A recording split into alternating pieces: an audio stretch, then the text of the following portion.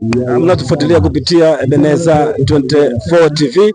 Hii ni safari ya mwisho ya mama yetu, ni kama picha kama movie, lakini ndio hali inavyokuwa kwetu hapa Ishinde, ambapo mama yetu kipenzi anaondoka na amelala hapa, ikiwa ni safari ya kila mmoja. Nitapata nafasi ya kuzungumza na baadhi ya waombolezaji na wadau mbalimbali na majirani, wataweza kuzungumza mawili matatu, na naomba tufanye interview kidogo tafadhali. Tuko na mmoja wa waombolezaji ambapo anaweza kuzungumza machache kuhusiana na safari nzima ya maisha ya mama. Mambo vipi? Hebu tuambie kwa majina, unaitwa nani? Kwa jina naitwa Omari Salim Omari. Omari, hebu tuanzie tu hapo kwamba nini ambacho unafikiri kwamba mama yetu kipenzi ametuachia? Ni wema wake katika familia na mambo mema aliyotufundisha katika familia, maana mimi ni mmoja wapo wa familia kwa sababu nimeoa katika familia yake. Okay. Huyu ni mmoja wa watoto ambao wamepata malezi na makuzi ya mama huyu, na hebu tupate namna kuzungumza kidogo na mmoja wa watoto wa marehemu. Anaweza kuzungumza kwa kifupi yale ambayo mama ametuachia kama alama isiyofutika. Hebu na mambo vipi? Kwema, vipi bwana? Safi. Hebu tuambie kwa majina, unaitwa nani? Kwa jina anaitwa Miss Lazaro Mshana.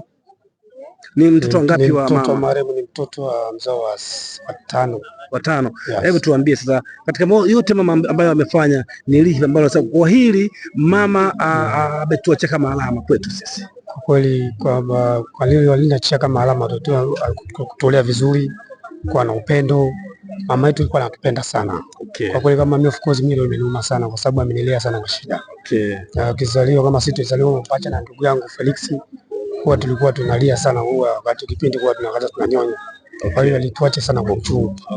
Na kuna kipindi cha kati alipata na matatizo ya kuumwa, aliumwa muda mrefu karibia miaka 2 au 3.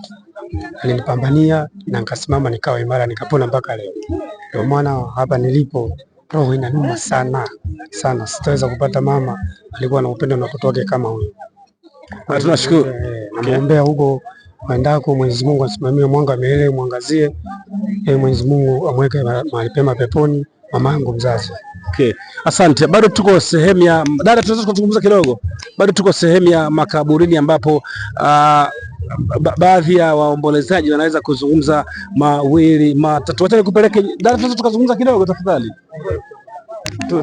Tuzungumze tu kidogo kuhusiana na mama yetu. Madam, unaendeleaje? Nisemeje sasa? Unaitwa nani?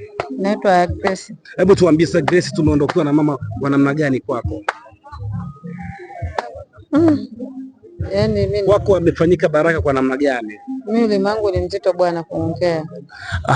Ameshindwa kuzungumza kama ambavyo unatazama kwa sababu ya hali, si unajua tena hali ya kimsiba. Bado ndio tuendelee kuuliza wale ambao ni wa hodi hapa, tafadhali. Tunaomba tuzungumze kidogo. Tuko live Ebeneza 24 TV. Tunaweza kuzungumza safari nzima ya mama, kipi ametuachia. Tukazungumza kidogo. Unaitwa nani? Naitwa Theodota. Mimi ni mtoto wa 11 wa mama. Mama kweli ni mama ambaye alitulea kwa upendo mkubwa. Ni mama ambaye alituachia